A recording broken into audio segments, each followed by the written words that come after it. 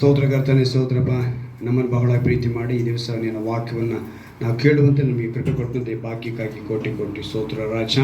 ಕರ್ತನೆ, ಈ ದಿವಸವೂ ಕೂಡ ಕರ್ತನೆ ನಮ್ಮನ್ನು ಒಪ್ಪಿಸಿಕೊಡುತ್ತೇವೆ. ವಾಕ್ಯಕ್ಕಾಗಿ ಬದುಕುವಂತೆ, ವಾಕ್ಯದಲ್ಲಿ ನೆಲೆಗೊಳ್ಳುವಂತೆ ಕೃಪೆ ಮಾಡಿಕೊಡಬೇಕೆಂದು ಯೇಸುವನ್ನು ನಾನು ಪ್ರಾರ್ಥಿಸ್ತೇನೆ. ಆಮೇಲೆ ಹಲ್ಲೆಲೂಯಾ, ಹಲ್ಲೆಲೂಯಾ. ಪ್ರೀತಿಯ ದೇವರ ಮಕ್ಕಳೇ, ಕರ್ತನಲ್ಲಿ ನಾವು ಬಹಳ ಹತ್ತಿರವಾಗಿರಬೇಕು ಅಂತಲೇ ದೇವರು ನಮ್ಮನ್ನು ಪ್ರತಿ ಭಾನುವಾರ ಇಲ್ಲಿ ಕರ್ಕೊಂಬರೋದು. ಅವ್ರಿಗೆ ನಾವು ಹತ್ತಿರವಾಗೇ ಇರಬೇಕು. ಹತ್ತಿರವಾಗಿರಬೇಕು ಅಂಥೇಳಿ ಅವ್ರು ಮಾಡಿರುವಂಥ ಪ್ರಯತ್ನಗಳು, ಅವರು ಪಟ್ಟಂಥ ಪ್ರಯಾಸಗಳು ಬಹಳ ಇದೆ. ಆ ಪ್ರಯಾಸಗಳಲ್ಲಿ ಒಂದು ಉನ್ನತವಾದದ್ದನ್ನು ಇವತ್ತು ನಮಗೆ ಅವರು ನಾವು ಕೇಳಿರುವಂಥ ವಿಷಯದಲ್ಲಿ ಇನ್ನೊಂದು ವಿಷಯನ ಅವ್ರು ತಿಳಿಸ್ತಾರೆ. ನಮಗೆಲ್ರಿಗೂ ವಾಕ್ಯನ ಓದ್ತಾ ಇರ್ತೀವಿ, ಕೇಳ್ತಾ ಇರ್ತೀವಿ. ಯೋಹಾನ ಬರೆದ ಸುವಾರ್ತೆ 15ನೇ ಅಧ್ಯಾಯನ ನಾವು ನೋಡಿದ್ರೆ ಅದರಲ್ಲಿ ಅವ್ರು ಹೇಳ್ತಾರೆ, ನಾನೇ ದ್ರಾಕ್ಷೆ ಬಳ್ಳಿ. ಅವಾಗ ದ್ರಾಕ್ಷಿ ಮರ ಅಂತ ಹೇಳಿಲ್ಲ, ದ್ರಾಕ್ಷಿ ಗಿಡ ಅಂತಲೂ ಇಲ್ಲ. ಯಾಕಂದರೆ ದ್ರಾಕ್ಷಿ ಹೆಂಗಿರುತ್ತೆ, ಅದು ಬಳ್ಳಿನೇ ಅಲ್ವಾ. ಸೊ ಅದಕ್ಕೆ ಕೊಂಬೆ ಇರುತ್ತೆ. ನಾವೇನಾಗಿರ್ಬೇಕಂತೆ, ಕೊಂಬೆ ಆಗಿರಬೇಕು. ಕೊಂಬೆ ಆಗಿದ್ದರೆ ಏನಾಗ್ತೀವಿ, ಫಲ ಕೊಡ್ತೀವಿ. ಆ ಕೊಂಬೆ ಅದಕ್ಕಿಲ್ಲ ಅಂತ ಹೇಳಿದ್ರೆ ಅದನ್ನು ತೋಟಗಾರ ಕಡಿದು ಬೆಂಕಿಗೆ ಹಾಕ್ತಾನೆ. ಈಗ ತೋಟಗಾರ ಯಾರು ಅಂತ ಹೇಳಿದ್ರೆ ತಂದೆಯಾದ ದೇವರು. ದ್ರಾಕ್ಷಿ ಬಳ್ಳಿ ಯಾರು ಅಂತ ಹೇಳಿದ್ರೆ ಯೇಸು ಕ್ರಿಸ್ತನು. ನಾವು ಅದರಲ್ಲಿ ಫಲ ಕೊಡಬೇಕು ಅಂತ ಹೇಳಿದ್ರೆ ಆತ್ಮಿಕ ಫಲವಾಗಿರುವ ಪವಿತ್ರಾತ್ಮನು ನಮ್ಮಲ್ಲಿ ವಾಸ ಮಾಡಬೇಕು. ಅದೇ ಫಲ. ಈಗ ನಮ್ಮಲ್ಲಿ ಫಲ ಬರಬೇಕಂದ್ರೆ ಯಾರಾಗಿರ್ಬೇಕು, ಪವಿತ್ರಾತ್ಮನು. ಈಗ ನಮ್ಮಲ್ಲಿ ಪವಿತ್ರಾತ್ಮನು ಇಲ್ದಿರ ನಾವು ಫಲ ಕೊಡಲಿಲ್ಲ ಅಂದರೆ ನಮ್ಮ ಕೊಂಬೆ ಕಡೆಯಲ್ಪಡುತ್ತದೆ. ನಾವು ಎಲ್ಲಿ ಕೊಟ್ಟೋಗ್ತೀವಿ, ಬೆಂಕಿಗೆ ಹಾಕಲ್ಪಡ್ತೀವಿ. ಅಂದರೆ ನರಕಕ್ಕೆ ಗುರಿ ಆಗ್ತೀವಿ ಅಂತ ನಮಗೆ ತಿಳಿಸ್ತಾರೆ. ಆ ಅಧ್ಯಾಯದಲ್ಲಿ ಹಂಗೆ ಹೇಳ್ಕೊಂಡು ಬಂದು ಅವರ ಆಜ್ಞೆಗಳನ್ನ ಕೊಡ್ತಾರೆ. ಏನು ಆ ಆಜ್ಞೆ ಕೊಡೋ ಅವ್ರು ಹೇಳ್ತಾರೆ, ನಾನು ಮಾಡಿದ್ದನ್ನು ನೀವು ಮಾಡಿ. ನಾನು ಎಲ್ಲರನ್ನೂ ಪ್ರೀತಿ ಮಾಡಿದ್ದೀನಿ. ತಿಂಗಳಿನ ವಾಗ್ದಾನ ಏನು, ನಿನ್ನಂತೆಯೇ ನಿನ್ನ ನೆರೆಯವನನ್ನು ಪ್ರೀತಿಸು ಎಂಬ ಒಂದೇ ಮಾತಿನಲ್ಲಿ ಧರ್ಮಶಾಸ್ತ್ರವೆಲ್ಲ ಅಡಕವಾಗುತ್ತೆ. ಈ ಧರ್ಮಶಾಸ್ತ್ರ ಅಡಕವಾಗಿದೆ ಅಂತ ಹೇಳಿದ್ರೆ ಅದರೊಳಗಡೆ ಸೇರಿಕೊಂಡಿದೆ, ನೆರವೇರುತ್ತೆ. ಆ ಮಾತನ್ನು ಅವ್ರು ಹೇಳೋದಕ್ಕೆ ಪ್ರಸಂಗದಲ್ಲಿ ಹೇಳ್ತಾರೆ, ಪರ್ವತ ಪ್ರಸಂಗದಲ್ಲಿ, ನಾನು ಧರ್ಮಶಾಸ್ತ್ರವನ್ನು ನೆರವೇರಿಸೋದಕ್ಕೆ ಬಂದವನು ಅಂತ ಹೇಳ್ಕೊಟ್ಟಿದ್ದಾರೆ. ಆಗ ಹೇಳ್ಕೊಟ್ಟಿರುವಂಥ ದೇವರು ಅದನ್ನು ಮಾಡಬೇಕೋ ಬೇಡವೋ? ಈಗ ನಾನು ನಿಮ್ಗೆ ಉಪದೇಶ ಮಾಡ್ತೀನಿ ಅಂತ ಹೇಳಿದ್ರೆ ಅದಕ್ಕೆ ನಾನು ಯೋಗ್ಯನಾಗಿರಬೇಕು. ದೇವರು ತಾನು ಪ್ರೀತಿ ಮಾಡಿರೋದ್ರಿಂದ ಅವರೇನು ಹೇಳ್ತಿದ್ದಾರೆ, ನಮ್ಮನ್ನು ಪ್ರೀತಿ ಮಾಡಿ, ನಿನ್ನಂತೆಯೇ ನಿನ್ನ ನೆರೆಯವನನ್ನು ಪ್ರೀತಿ ಮಾಡಿ. ಅವ್ರು ಮಾಡಿದ್ದಾರೆ. ಅವ್ರನ್ನ ಹೇಗೆ ಪ್ರೀತಿ ಮಾಡ್ಕೊಂಡು ಹಾಗೆ ನಮ್ಮನ್ನು ಪ್ರೀತಿ ಮಾಡಿದ್ದಾರೆ. ಅವರು ಮೊದಲು ನಮ್ಮನ್ನು ಪ್ರೀತಿ ಮಾಡೋದ್ರಿಂದ ನಾವಿವಾಗ ಅವ್ರನ್ನ ಪ್ರೀತಿ ಮಾಡ್ತಾ ಇದ್ವಿ. ಹಲ್ಲೆಲೂಯಾ. ನಾವು ಅವ್ರನ್ನ ಮೊದಲನೇದಾಗಿ ಪ್ರೀತಿ ಮಾಡಿಲ್ಲ. ಇದೆಲ್ಲ ಯೋಹಾನ ಬರೆದ ಸುವಾರ್ತೆ 1 ಯೋಹಾನ ಪತ್ರಿಕೆಯಲ್ಲೆಲ್ಲ ಬರೆಯಲ್ಪಟ್ಟಿದೆ. ಆಯ್ತಾ? ನಾವು ಅವ್ರನ್ನ ಪ್ರೀತಿ ಮಾಡೋದಕ್ಕಿಂತ ಮುಂಚೆ ಅವರು ನಮ್ಮನ್ನು ಪ್ರೀತಿ ಮಾಡಿ ನಾವಿವಾಗ ಅವ್ರನ್ನ ಪ್ರೀತಿ ಮಾಡ್ತಾ ಇದ್ದೀವಿ. ಈ ಪ್ರೀತಿ ಇದ್ದರೆ ಅಲ್ಲಿ ಭಯ ಇಲ್ಲ. ಯಾವುದಕ್ಕೆ ಭಯ ಇಲ್ಲ? ಈ ಶತ್ರುವಿನ ಕುತಂತ್ರಗಳಿಗೆ, ತಂತ್ರೋಪಾಯಗಳಿಗೆ ಭಯ ಪಡುವ ಅವಶ್ಯಕತೆ ಇಲ್ಲ.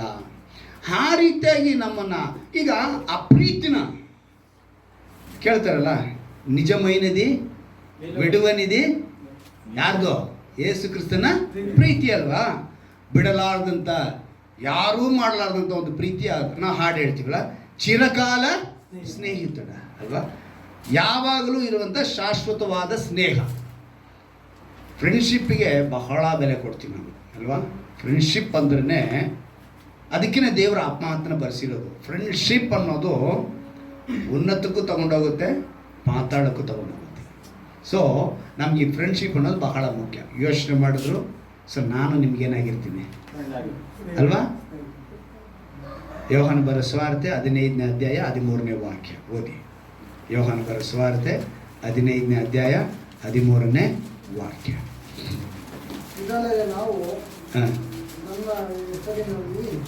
ಯೋಹಾನ ಬರೆದ ಸುವಾರ್ತೆ 15ನೇ ಅಧ್ಯಾಯ.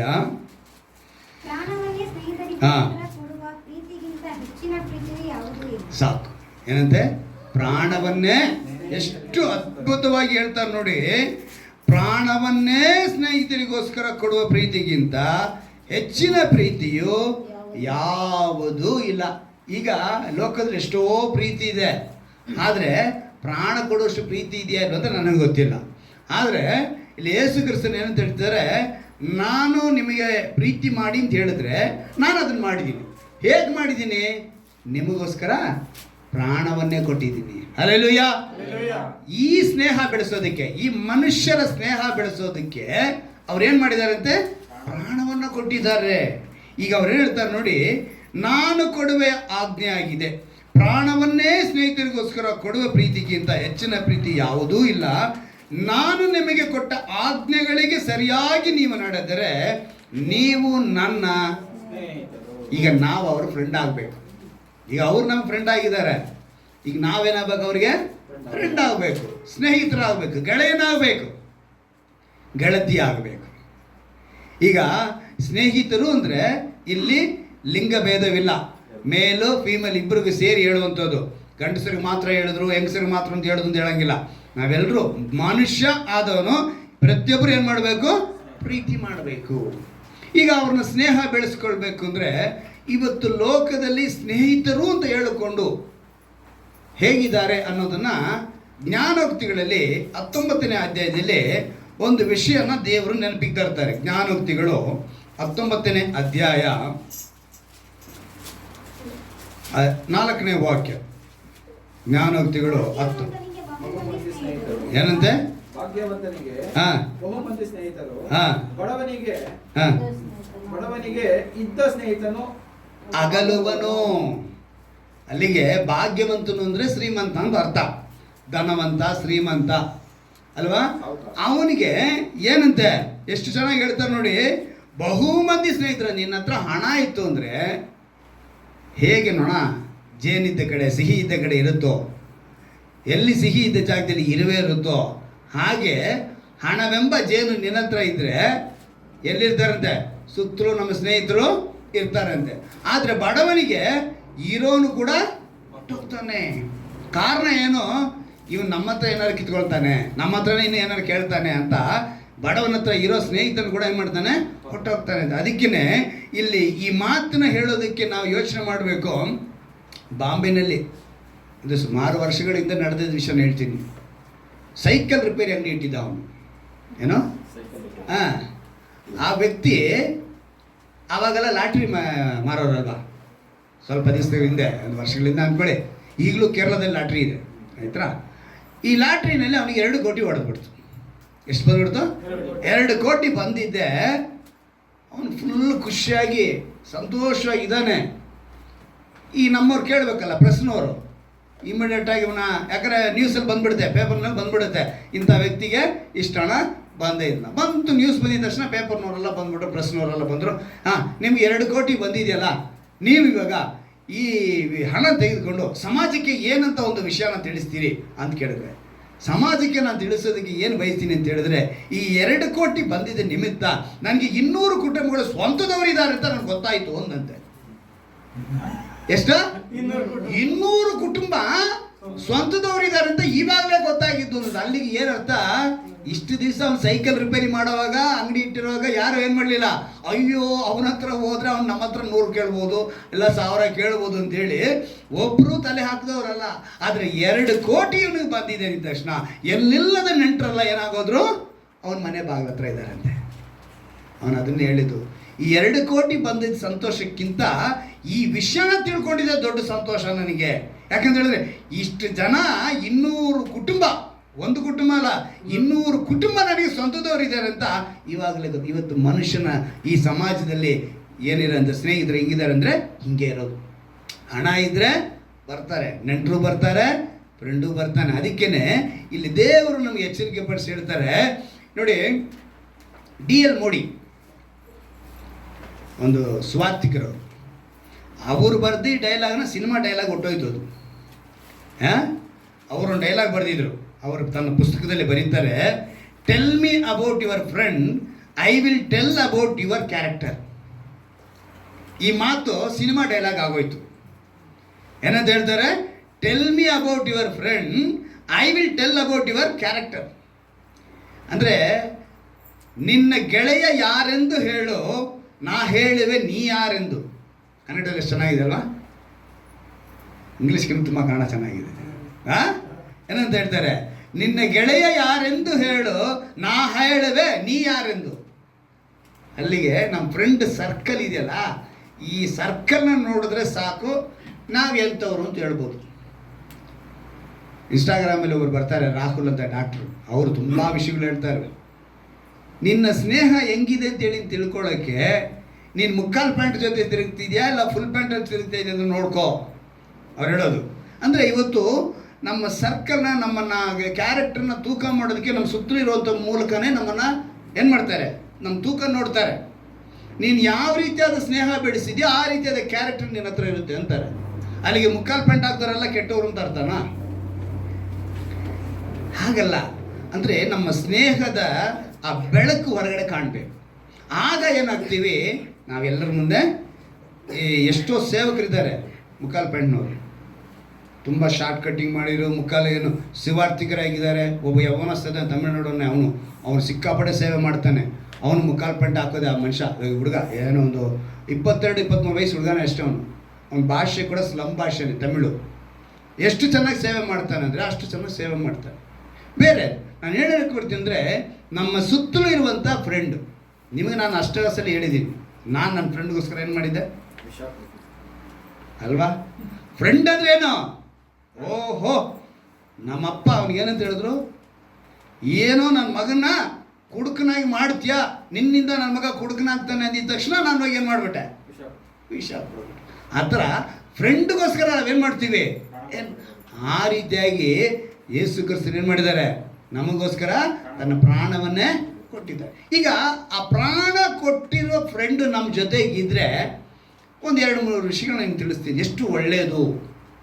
ಯಾಕಂದರೆ ಆ ರೀತಿ ಇದ್ದರೆ ಹೋಶೇಯನ ಪ್ರವಾದಿಯ ಗ್ರಂಥ, ಹೋಶೇಯನ ಪ್ರವಾದಿಯ ಗ್ರಂಥ ಒಂದು ಅದ್ಭುತವಾದ ಮಾತು 14ನೇ ಅಧ್ಯಾಯದಲ್ಲಿ ಅಲ್ಲಿ ಬರೆಯಲ್ಪಟ್ಟಿದೆ.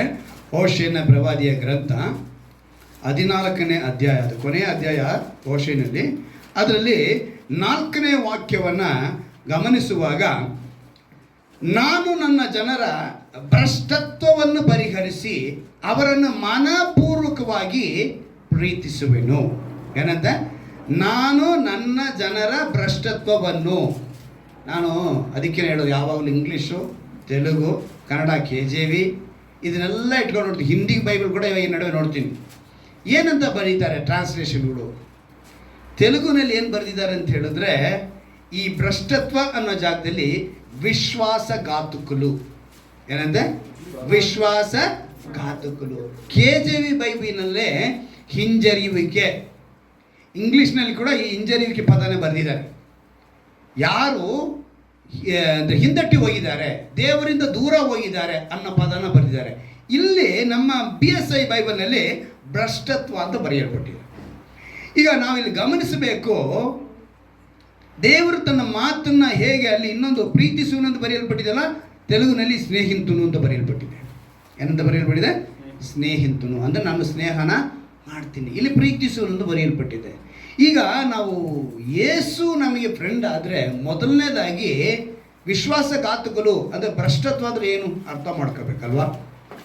ದೇವರು ಮಾಡಿರುವ ಎಲ್ಲ ಒಳ್ಳೆಯವುಗಳನ್ನು ಮರೆತರೆ ನಾವು ಭ್ರಷ್ಟರು. ನಮ್ಗೆ ಎಷ್ಟೋ ಜನ ಒಳ್ಳೇದು ಮಾಡಿರ್ತಾರೆ, ನಾವೇನು ಹೇಳ್ತೀವಿ, ನಾವು ಮಾಡಿರೋ ಒಳ್ಳೇದನ್ನೆಲ್ಲ ಮರ್ತೋಗಿದ್ದಾನೆ, ಭ್ರಷ್ಟನಾಗಿದ್ದಾನೆ. ಹಾಗೆ ಈ ಪದದ ಅರ್ಥ ಏನಂದರೆ, ದೇವರು ನಮ್ಗೆ ಎಷ್ಟೋ ಒಳ್ಳೆಯದನ್ನು ಮಾಡಿದ್ದಾರೆ, ಆದರೆ ನಾವೇನು ಮಾಡಿದ್ದೀವಿ, ಮರೆತೋಗ್ತಾ ಇದ್ದೀವಿ. ನೀತಿಕತೆಯಾಗಿ ಸಾಮಾನ್ಯವಾಗಿ ಈಸೋಪನ ನೀತಿಕತೆಗಳು, ಚಾಣಕ್ಯನ ನೀತಿಕತೆಗಳು ತುಂಬ ಇರ್ತವೆ. ಇವರ ನೀತಿಕತೆಗಳಲ್ಲಿ ತುಂಬ ವಿಷಯಗಳನ್ನ ನಾವು ಕಲಿಬೋದು. ಆ ರೀತಿಯಾಗಿ ಒಂದು ನೀತಿಕತೆಯಲ್ಲಿ ಒಬ್ಬ ಜಮೀನ್ದಾರನೊಬ್ಬ ಕೆರೆ ಕೋಡಿ ಮೇಲೆ ನಡ್ಕೊಂಡು ಹೋಗ್ತಾ ಇದ್ದಾನೆ. ಕೆರೆ ಕೋಡಿ ಮೇಲೆ ನಡ್ಕೊಂಡು ಹೋಗ್ಬೇಕಾದ್ರೆ ಕಾಲು ಜಾರಿ ಕೆರೆ ಒಳಗೆ ಬಿದ್ದೋದ. ಎಲ್ಲಿ ಬಿದ್ದೋದ? ಕೆರೆ ಒಳಗೆ. ಈಜು ಬರ್ತಾ ಇಲ್ಲ. ಅದೇ ಮಾರ್ಗವಾಗಿ ಬಂದಂಥ ಒಬ್ಬ ವ್ಯಕ್ತಿ, ಸಾಮಾನ್ಯವಾದ ಬಡವ, ಅವನೇನು ಮಾಡ್ದ, ಆ ಕೆರೆಗೆ ಧುಮುಕಿ, ಈಜೋದಂದರೆ ಭಾಳ ಕಷ್ಟ ಒಬ್ಬನೇ. ಅಂಥದ್ರಲ್ಲಿ ಅವನು ಹಿಡ್ಕೊಂಡು ದಡಕ್ಕೆ ತೊಗೊಂಬಂದು ಅವನ ಕಾಪಾಡ. ಜಮೀನ್ದಾರ್ ಹೇಳ್ದ, ಬಾ, ತುಂಬ ಒಳ್ಳೆ ಕೆಲಸ ಮಾಡಿದ್ಯಾ, ನನ್ನ ಕುಟುಂಬಕ್ಕೆ ಆಧಾರ ಯಾರೂ ಇರಲಿಲ್ಲ ಅಂತ ಹೇಳಿ, ಸರಿ ನಮ್ಮ ಮನೆ ಪಕ್ಕದಲ್ಲೇ ಇದೆ, ಬಾ ನಿನಗೆ ನಾನು ಒಂದು 100 ವರಗಳನ್ನ ಕೊಡ್ತೀನಿ ಅಂದ. ಆ ಕಾಲದಲ್ಲಿ ಏನು ವರ ಅಂತಲೇ ಹೇಳೋದು, ರೂಪಾಯಿ ಎಲ್ಲ ಇರಲಿಲ್ಲ. ರಾಜರ ಕಾಲಗಳಲ್ಲಿ ಏನಿತ್ತು, ವರನೇ ಹೇಳೋದು. 100 ವರ ಕೊಡ್ತೀನಿ ಅಂದ. ಬಡವನಿಗೆ ತುಂಬ ಸಂತೋಷ ಆಯಿತು. ಸರಿ, ಇಬ್ಬರು ನಡ್ಕೊಂಡು ಹೋಗ್ತಾ ಇದ್ದಾರೆ. ಹೋಗ್ತಾ ಇದ್ದಂಗೆ ದಾರಿಯಲ್ಲಿ ಇವನು ಹೇಳ್ತಾನೆ, ನೀನು ಬಡವ ಅಲ್ವಾ, 100 ವರ ಕೊಟ್ಟರೆ ಏನು ಮಾಡೋಕ್ಕೆ ಸಾಧ್ಯ ಅಂತ ಕೇಳ್ದ. ಇವನು ಹೇಳ್ತಾನೆ, ಏನೋ ಒಂದು ಮಾಡ್ಕೊಳ್ತೀವಿ ಬಿಡಿ ಸ್ವಾಮಿ ಅಂದ. ಅಲ್ಲ, ನೀನು 100 ವರ ಕೊಟ್ಟರೆ ನೀನು ಬಡವ, ನಿನಗೆ ಅಷ್ಟು ತಿಳುವಳಿಕೆ ಸಾಲದಲ್ವಾ, ನಿನಗೆ ಅಷ್ಟು ಗೊತ್ತಾಗಲ್ವಲ್ಲ, ಒಂದು 50 ಕೊಟ್ಟರೆ ನಡೆಯುತ್ತಾ ಅಂದ. ಏನು ಮಾಡ್ದ? 50. ಓಕೆ ಸರಿ, 50 ಬರಲಿ, ಲಾಭ ಆಯಿತು ಅಂದ್ಕೊಂಡು ಹೋಗ್ತಾ ಇದ್ದಾನೆ. ಇನ್ನೂ ಮುಂದಕ್ಕೆ ಸ್ವಲ್ಪ ಹೋಗ್ತಿದ್ದಾಗೆ 50 ವರ ಕೂಡ ನಿನಗೆ ಹೆಚ್ಚು ಅಂತ ಅನ್ಸ್ಕೊತೀನಿ, ಒಂದು 25 ಕೊಟ್ಟರೆ ಸಾಕು ಅಂತ ಅನ್ಕೊತೀನಿ ಅಂದ. ಯಾರು? ಜಮೀನ್ದಾರ. ಇವನು ತಕ್ಷಣ ಸರಿ 25 ಸಿಗಲಿ ಅಂತೇಳಿ ಅಂದ್ಕೊಂಡು ಹೋಗ್ತಿದ್ದಾಗೆ ಮನೆ ಮುಟ್ಟಾಯಿತು. ಮನೆ ಒಳಗೆ ಹೋಗ್ತಿದ್ದಾಗ ಎಲ್ಲಾರನ್ನು ಕರೆದು, ನೋಡಿ ಈ ವ್ಯಕ್ತಿ ನಾನು ಈ ಥರ ಕೆರೆಗೆ ಬಿದ್ದೋದೆ, ಕಾಪಾಡಿದ, ಸರಿ ಇವನು ನನ್ನ ಜ್ಞಾಪಕಾರ್ಥವಾಗಿ ಇಟ್ಕೋಬೇಕು ಅಂತ ಹೇಳಿ ಅವನಿಗೆ 100 ವರ ಕೊಡ್ತೀನಿ ಅಂತೇಳಿ ಕರ್ಕೊಂಡು ಬಂದೆ. ಆದರೆ ಅವನ ಬಡತನ, ಅವನ ಒಂದು ನೋಡಿದ ಮೇಲೆ ಇವನು ಕೊಟ್ಟರೆ ಇದನ್ನು ಬದುಕೊಳ್ತಾನ ಅಂತ ಒಂದು ಸಂದೇಹ ಬಂತು. ಅದರಿಂದ ಇವನಿಗೆ 100, 50, 25 ಅಂದೆ, ಇದೆಲ್ಲ ಬೇಡ ಬಿಡಿ, ಅವನು ನನ್ನ ಜ್ಞಾಪಕಾರ್ಥವಾಗಿ ಇರಬೇಕು ಅಂತ ಹೇಳಿದ್ರೆ ನೀವೊಂದು ಮಾಡಬೇಕು, ಅವನಿಗೆ 100 ಕೊರಡೆ ಇಟ್ಟು ಹೊಡಿರಿ ಇಂದ. ಏನು ಹೇಳ್ದ? ಈಗ ಕೊರಡೆ ಇಟ್ಟು ತಿಂದವನು ಏನು ಅನ್ಕೊಂಡಿರ್ತಾನೆ? ಇಂಥವನ್ನ ನಾನು ಕಾಪಾಡಿದೆ, ಇಂಥವ್ಗ ನಾನು ದುಮುಕಿ ಇಷ್ಟೆಲ್ಲ ಕಷ್ಟಪಟ್ಟೆ. ಈಗ ಆ ಜಮೀನ್ದಾರ ಯಾರು? ಆ ಜಮೀನ್ದಾರ ಯಾರು? ನೀವು ನಾವುಗಳೇ, ನೀವು ನಾವುಗಳೇ ಆ ಜಮೀನ್ದಾರಗಳು. ಪಾಪ ದೇವ್ರು ಎಷ್ಟೆಲ್ಲ ಮಾಡಿದ್ರು ಕೂಡ ನೀವೇನ್ ಮಾಡಿದ್ದೀರಾ? ಕೊರಡೆ ಏಟು ಹೊಡಿತಾ ಇದ್ದೀರ, ಶಿಲುಬೆಗೆ ಹಾಕಿದ್ದೀರ. ಎಷ್ಟು ತ್ಯಾಗ ಅವ್ರು ಮಾಡಿರೋದು. ದೇವರ ಸ್ನೇಹ. ಇಲ್ಲಿ ನೋಡಿ, ಅವ್ರು ಹೇಳ್ತಾರೆ, ಎಷ್ಟು ಗಮನ ಇಟ್ಕೊಳ್ಬೇಕಾದ್ರೆ ನನ್ನ ಜನರ ಭ್ರಷ್ಟತ್ವನ ಪರಿಹರಿಸಿದ್ರು. ಮೊದಲನೇದಾಗಿ ಅವ್ರು ಮಾಡಿರೋ ವಿಶ್ವಾಸಘಾತಗಳು ಅಂದರೆ ನಂಬಿಕೆ ದ್ರೋಹ ಥರ ಅರ್ಥ. ದೇವರು ಮಾಡಿರುವಂಥ ಮೇಲುಗಳನ್ನು ನೆನೆಸ್ಕೊಂಡೇ ಇಲ್ಲ. ಇದೆಲ್ಲ ಇಸ್ರಾಯೇಲರು ಬರ್ಕೊಂಬಂದಿದ್ದನ್ನ ಆತ್ಮಿಕ ಇಸ್ರಾಯೇಲಿಗರು ನಮಗೂ ಕೂಡ ಅನ್ವಯಿಸುತ್ತೇವಲ್ಲ. ಕೆಲವು ವಿಷಯಗಳನ್ನ ದೇವರು ಅಲ್ಲಿಂದ ತಗೊಂಡು ಬಂದು ನಮಗೆ ಪಾಠ ಕಲಿಸ್ತಾ ಇರ್ತಾರೆ. ಇಸ್ರಾಯೇಲರು ಕೆಂಪು ಸಮುದ್ರನ ದಾಟಿ ಅಷ್ಟು ದೂರ ಎಲ್ಲ ಬಂದರು, ಮೇಘಸ್ತಂಭವಾಗಿದ್ದರು, ಅಗ್ನಿಸ್ತಂಭವಾಗಿದ್ದರು, ಅದ್ಭುತಗಳನ್ನ ಮಾಡಿದ್ರು, ನೀರು ಬರೆಸಿದ್ರು, ಎಲ್ಲ ಮಾಡಿದ್ರು ಕೂಡ ಅವ್ರ ಭ್ರಷ್ಟತ್ವನ ಬಿಡಲೇ ಇಲ್ಲ. ದೇವ್ರನ್ನ ದೂಷಣೆ ಮಾಡ್ತಾನೇ ಇದ್ರು. ಅದಕ್ಕೆ ದೇವ್ರು ಹೇಳ್ತಿದ್ದಾರೆ, ಓಶಿಯ ಪ್ರವಾದಿಯ ಮೂಲಕ ಹೇಳ್ತಿದ್ದಾರೆ, ಅವ್ರನ್ನ ನಾನು ಪರಿಹರಿಸಿ, ಅದನ್ನು ಕೂಡ ಪರಿಹರಿಸಿ, ಯಾಕಂದರೆ ನಾಳೆ ತಂದೆಯಾದ ದೇವ್ರ ಮುಂದೆ ಲೆಕ್ಕ ಕೊಡಬೇಕಲ್ಲ. ಸರಿ, ಇವತ್ತು ತಪ್ಪುಗಳನ್ನ ಏನು ಮಾಡಿಬಿಡೋಣ, ಪರಿಹರಿಸಿ ಪರಿಹರಿಸಿ ನೆಕ್ಸ್ಟ್ ಹೇಳ್ತಾರೆ, ಮನಪೂರ್ವಕವಾಗಿ. ಅಲ್ಲೆಲ್ಲೂಯ್ಯ. ಫೆಬ್ರವರಿ 14ನೇ ತಾರೀಕು ಏಂಡೆ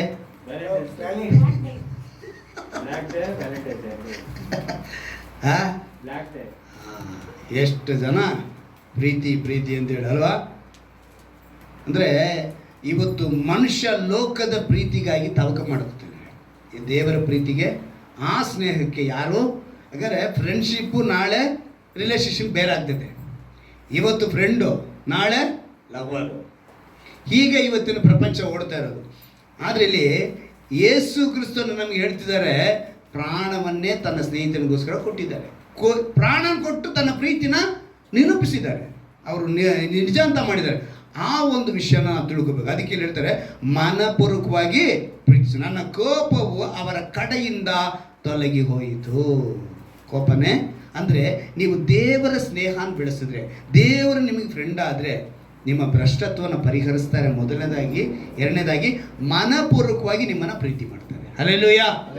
ಇವತ್ತು ಎಷ್ಟೇ ಭ್ರಷ್ಟತ್ವ ಇರಲಿ, ನೀವು ಅವ್ರನ್ನ ಹತ್ರ ಬರಬೇಕು, ಅವ್ರನ್ನ ನೀವು ಫ್ರೆಂಡಾಗಿ ಮಾಡ್ಕೋಬೇಕು. ಫ್ರೆಂಡ್ ಮಾಡ್ಕೋಬೇಕು ಅಂದರೆ ಅದಕ್ಕೆ ಪ್ರಯಾಸ ಪಡಬೇಕು ಅಲ್ವಾ? ಸ್ನೇಹ ಬೆಳೆಸಬೇಕು ಅಂದರೆ ಇದಕ್ಕಿದ್ದಾಗ ನಾನು ಬಂದು ನಿನ್ನ ಫ್ರೆಂಡ್ ಆಗ್ತೀನಿ ಅಂತ ಹೇಳಿದ್ರೆ ಇಲ್ಲಿಂದ ನಾವು ಸೀದಾ ಹೋಗ್ಬಿಟ್ಟು ಯಾರಿಗಾರ ಹೇಳೋಕ್ಕಾಗತ್ತಾ ರೀತಿಯಾಗಿ? ಅದಕ್ಕೆ ಪ್ರಯಾಸ ಪಡಬೇಕು, ಅವ್ರ ಜೊತೆ ನಡಿಬೇಕು, ಅವ್ರ ಜೊತೆ ಮಾತನಾಡಬೇಕು, ಸ್ವಲ್ಪ ದಿವಸ ಸಮಯ ಕಳಿಬೇಕು. ಅದೆಲ್ಲ ಮಾಡಿದ್ರೆ ಒಬ್ಬ ಫ್ರೆಂಡ್ ಆಗೋಕ್ಕೆ ಸಾಧ್ಯ. ಹಾಗೆ ದೇವ್ರ ಜೊತೆ ನೀವು ಮಾತನಾಡಬೇಕು, ಅವ್ರ ಜೊತೆ ಸಮಯ ಕಳಿಬೇಕು, ಅವ್ರ ಜೊತೆ ನಿಮ್ಮ ಮಾತುಕತೆಗಳು ಬಂದಾಗ ಅವ್ರು ನಿಮ್ಮ ಫ್ರೆಂಡ್ ಆಗ್ತಾರೆ. ಫ್ರೆಂಡ್ ಆದರೆ ಅವ್ರೇನು ಮಾಡ್ತಾರೆ? ನಿನ್ನೆಲ್ಲ ಪರಿಹರಿಸಿ ಮನಪೂರ್ವಕವಾಗಿ ಅವ್ರೇನು ಮಾಡ್ತಾರೆ? ನಿನ್ನ ಪ್ರೀತಿ ಮಾಡ್ತಾರೆ. ಮನಪೂರ್ವಕವಾಗಿ ಪ್ರೀತಿ ಮಾಡುವ ದೇವರ ಬಳಿ. ಆದರೆ ನಾವೊಂದು ಹೇಳ್ತೀವಲ್ಲ, ಕಣ್ಣು ಕಾಣಲಿಲ್ಲ, ಕಿವಿ ಏನಕ್ಕೆ ಹೇಳ್ತೀವಿ? ಯಾಕಂತ ಹೇಳಿದ್ರೆ ನಮಗೆ ಆ ಥರ ಕಣ್ಣು ಕಂಡಿದ್ರೆ, ಕಿವಿ ಚೆನ್ನಾಗಿ ಕೇಳಿಸಿದ್ರೆ ಮಹಿಮೆಯ ದೇವರನ್ನ ಮತ್ತೆ ಶಿಲುಬೆಗೆ ಹಾಕ್ತಾ ಇರಲಿಲ್ಲ. ಈಗ ಮತ್ತೆ ಶಿಲುಬೆಗೆ ಹಾಕ್ತಾ ಇದೀವಿ. ಅಂದರೆ ನಾವೇನು ಮಾಡ್ತೀವಿ? ಪಾಪಗಳ ಮೇಲೆ ಪಾಪ ಮತ್ತೆ ಮಾಡ್ತಾನೆ ಇದ್ರಿ. ದೇವ್ರ ಎಚ್ಚರಿಕೆ ಪಡಿಸಿ, ನೀವು ನನ್ನ ಫ್ರೆಂಡ್ಶಿಪ್ ಬೆಳೆಸಿ, ನಾನು ಏನು ಮಾಡ್ತೀನಿ, ಭ್ರಷ್ಟತ್ವನ ಪರಿಹರಿಸಿ ನಿಮ್ಮನ್ನೇನು ಮಾಡ್ತೀನಿ, ಮನಪೂರ್ವಕವಾಗಿ ಪ್ರೀತಿ ಮಾಡ್ತೀನಿ ಅಂತ ಹೇಳ್ತಾರೆ. ಎರಡನೇದಾಗಿ ಅದೇ ಹೋಶೆಯಲ್ಲೇ 11ನೇ ಅಧ್ಯಾಯದಲ್ಲಿ 4ನೇ ವಾಕ್ಯವನ್ನು ಗಮನಿಸಿ ಎಷ್ಟು ಅದ್ಭುತವಾಗಿ ಹೇಳ್ತಾರೆ. ನಾನು ನನ್ನ ಜನರನ್ನು ಮಾನವರಿಗೆ ತಕ್ಕ ಮೂಗುದಾರದಿಂದ, ಅಂದರೆ ಮಮತೆಯ ಹಗ್ಗದಿಂದ ಸೆಳೆದುಕೊಂಡೆನು, ನೊಗವನ್ನು ತಲೆಯ ಈಚೆಗೆ ತೆಗೆಯುವವರಂತೆ ನಾನು ಅವರನ್ನು ಸುಧಾರಿಸಿ ಅವರಿಗೆ ಏನಂತೆ ತೀನಿಯನ್ನು ನಯದಿಂದ, ಆ ಪದ ನೋಡಿ ಹೆಂಗಿದೆ, ಇಕ್ಕಿದೆನು. ನಯದಿಂದ ಇಕ್ಕಿದೆನು ಅಂದ್ರೆ ಇಟ್ಟು, ಕೊಟ್ಟರು ಅಂತ ಅರ್ಥ. ಇದೆಲ್ಲ ಸ್ವಲ್ಪ ಉತ್ತರ ಕರ್ನಾಟಕದ ಪದಗಳ ಥರ ಇರ್ತವೆ. ಈ ಥರ ಇಲ್ಲಿ ಚೆನ್ನಾಗಿ ಬರೆದಿದ್ದಾರೆ. ಅವ್ರು ಹೇಳ್ತಾರೆ, ಮೊದಲನೇದಾಗಿ ಅವ್ರು ಹೇಳ್ತಾರೆ, ಎಷ್ಟು ಅದ್ಭುತವಾಗಿ ಹೇಳಿದರೆ, ನನ್ನ ಜನರನ್ನು ಮಾನವರಿಗೆ ತಕ್ಕ ಮೂಗುದಾರ. ಏನಂತೆ ಮೂಗುದಾರ ಯಾವುದಕ್ಕೆ ಹಾಕ್ತಾರೆ ಅಲ್ವಾ? ಏನಕ್ಕೆ ಹಾಕೋದು? ನಮ್ಮ ಮಾತು ಕೇಳಿ ನಾವು ಹೇಳಿದ ಕಡೆ ಅದು ಹೋಗ್ಲಿ ಅಂತ. ಕುದುರೆಗೆ ಹಾಕ್ತಾರ ಮೂಗುದಾರ? ಕುದುರೆಗೆ ಎಲ್ಲ ಹಾಕ್ತಾರೆ? ಬಾಯಿಗೆ ಹಾಕ್ತಾರೆ. ಇದಕ್ಕೆ ಹಸುಗೆ, ಎಮ್ಮೆಗೆ ಮಾತ್ರ. ಕತ್ತೆ ಕೂಡ ಹಾಕಲ್ಲ. ಎತ್ತೋದ ಒಟ್ಟಿನಲ್ಲಿ ಆ ಥರ ಹಸು ಇದಕ್ಕೆ ಸೇರಿದಕ್ಕೆ ಮಾತ್ರ ಹಾಕ್ತಾರೆ. ಕತ್ತೆಗೆ ಹಾಕಲ್ಲ, ಕುದುರೆಗೆ ಹಾಕಲ್ಲ, ಇಲ್ಲಿ ಕುರಿಗೂ ಹಾಕಲ್ಲ, ಮೇಕೆಗೂ ಹಾಕಲ್ಲ ಅನ್ಕೋ. ಈಗ ಮೂಗುದಾರ ಹಾಕೋದು ನಮಗೇನು ಕೇಳ್ತಿದ್ದಾರೆ ದೇವರು? ನಮಗೆ ಆ ರೀತಿಯಾಗಿ ತನ್ನ ವಾಕ್ಯದಿಂದ ಮೂಗುದಾರ ಥರ ಹಾಕಿ ನಮ್ಮನ್ನು ಎಲ್ಲಿ ಕರ್ಕೊಂಬರ್ತಾರೆ ಅಂತ ಅವ್ರು ಹೇಳ್ತಾರೆ. ಮೂಗುದಾರದಿಂದ ಎಷ್ಟು ಚೆನ್ನಾಗಿ ಹೇಳ್ತಾರೆ ಅಂದರೆ, ಮಮತೆಯ ಹಗ್ಗ. ಏನಂತೆ? ಮಮತೆಯ ಹಗ್ಗದಿಂದ ಅವರು ಸೆಳೆದುಕೊಂಡು ನೊಗವನ್ನು, ನೊಗ ಅಂದ್ರೆ ಏನು? ನೊಗ ಅಂದ್ರೆ ಏನು? ಅದು ನಮ್ಮ ಆತ್ಮಿಕ ಭಾಷೆ. ನೊಗ ಅಂದ್ರೆ ಏನು? ಈಗ 2 ಎತ್ತು ಮೇಲೆ ಹಾಕ್ತಾರೆ, ಏನದು? ಅದನ್ನೇನು ಹೇಳ್ತಾರೆ? ಬೈಬಲ್ ಪದ ಅದನ್ನ ನೊಗ ಅಂತಾರೆ ಅಲ್ವಾ? ಎತ್ತುಗಳು ಓಡಬೇಕಾದ್ರೆ ಸಿಂಗಲ್ ಎತ್ತಿದ್ರು ಒಂದಿರುತ್ತೆ, ಡಬಲ್ ಎತ್ತಿದ್ರೆ ಡಬಲ್ ಎತ್ತಿಗೂ ಹಾಕಿರ್ತಾರೆ, ಹಸುಗಳಿಗೆ ಹಾಕ್ತಾರಲ್ಲ, ಅದನ್ನೇ ನೊಗ ಅಂತ ಹೇಳೋದು. ಅಂದರೆ ಅದು ಭಾರನ ಎಳ್ಕೊಂಡು ಹೋಗ್ಬೇಕು. ಅದು ಆ ನೊಗವನ್ನು ಇಲ್ಲಿ ಹೇಳ್ತಾರೆ, ದೇವರು ಹೇಳ್ತಾರೆ, ನೊಗವನ್ನು ತಲೆಯ ಈಚೆಗೆ. ಎಲ್ಲಿ ಹಾಕೋದು ಅದು ನೊಗ? ಹಸುಗಳಿಗೆ ಅಲ್ವಾ? ತೆಗೆಯುವವರಂತೆ ನಾನು ಅವರನ್ನು ಸುಧಾರಿಸಿ ಅವರಿಗೆ ತೀನಿಯನ್ನು ನಯದಿಂದ ಇಕ್ಕಿದೆನು, ಅವರ ಭಾರವನ್ನು ನಾನು ತೆಗಿತೀನಿ. ಈಗ ಇಲ್ಲಿ ಬರೆದಿದ್ದು ಫಸ್ಟ್ ಮಾನವರಿಗೆ ಮೂಗುದಾರ ಅಂತೇಳಿ, ಆಮೇಲೆ ಹಸುವಿಗೆ ಹೋಲಿಕೆ ಮಾಡಿ ಅಲ್ಲಿ ಕೊನೆಗೆ ಬಂದು ಊಟ ಅಂದರೆ ಔತಣ ಅಥವಾ ಆಹಾರ ತೀನಿಯನ್ನು ಇಕ್ಕುವೆನು ಅಂತೇಳಿ ಬರೆದಿದ್ದು. 3 ವಿಷಯ ಅದರಲ್ಲಿ ಬಂದ್ಬಿಟ್ಟಿದೆ. ಇಲ್ಲಿ ಗಮನಿಸಬೇಕಾಗಿದ್ದೇನು ಅಂತ ತಿಳಿದು, ಇವತ್ತು ಮನುಷ್ಯ ಎಲ್ಲೆಲ್ಲೋ ಓಡ್ತಾ ಇದ್ದಾನೆ. ನಮಗೂ ಗೊತ್ತು, ಇವಾಗ ಕುಂಭಮೇಳ ನಡೀತಲ್ವ, ಎಂತೆಂಥ ವಿಷಯಗಳು ನಡೀತು. ಎಷ್ಟೋ ಕೋಟಿ ಜನ, ಹತ್ರ 50 ಕೋಟಿ ಜನ ಲೆಕ್ಕಕ್ಕೆ ಹೇಳ್ತಿದ್ದಾರೆ. ಬಹಳ ವಿಷಯಗಳಲ್ಲಿ ನಡೀತು. ಅದ್ರ ವಿಷಯ ನಮಗೆ ಬೇಡ. ನಾನು ಏನು ಹೇಳ್ತೀನಿ ಅಂದರೆ, ಇವತ್ತು ಮನುಷ್ಯನ ಮೇಲೆ ಬಿದ್ದಂಥ ಭಾರ ಎಂಥದ್ದು ಅಂತ ಹೇಳಿದ್ರೆ, ನೀನು ಇಂಥ ಸಂಪ್ರದಾಯದಲ್ಲಿ ಹುಟ್ಟಿದ್ಯಾ, ನೀನು ಇಂಥ ಆಚಾರಗಳನ್ನೇ ಮಾಡಬೇಕು, ಇಂಥ ಪದ್ಧತಿಗಳನ್ನೇ ಮಾಡಬೇಕು, ನೀನು ಹೀಗಿದ್ರೇ ನಿನಗೆ ಈ ಆಶೀರ್ವಾದ. ಈ ದೇವರು ಅಂದರೆ ಇಸ್ರಾಯೇಲರು ಇದನ್ನು ಮಾಡಿದ್ರು. ಈ ದೇವರಿಗೆ ನಾನು ಏನು ವ್ರತ ಇದ್ದರೆ ಏನು ನಡೆಯುತ್ತೆ. ಅದಕ್ಕೇ ಸತ್ಯವೇದಿನ ನಾಸೀರ ವ್ರತ ಕುರಿತು ಬರೆಯಲ್ಪಟ್ಟಿದೆ. ನಾಸೀರ ವ್ರತದಲ್ಲಿ ಇದ್ದರೆ ಸೇಮ್ ಅವ್ರುಗಳು ಹೆಂಗಿದ್ರು ಅನ್ಯರುಗಳು, ಅದೇ ರೀತಿಯಾದ ಯೆಹೋವನ ಆಚರಣೆ ಮಾಡೋರಿಗೆ ನಾಸೀರ ವ್ರತ ಅಂತ ಇತ್ತು. ಗಡ್ಡ ತೆಗಿಯಂಗಿಲ್ಲ, ಉಗುರು ಕಟ್ ಮಾಡೋಂಗಿಲ್ಲ, ಹೆಂಗಸರ ಬಟ್ಟೆ ಸೋಕಂಗಿಲ್ಲ, ಮುಟ್ಟಾದವರ ಪಕ್ಕಕ್ಕೆ ಬರೋಂಗಿಲ್ಲ.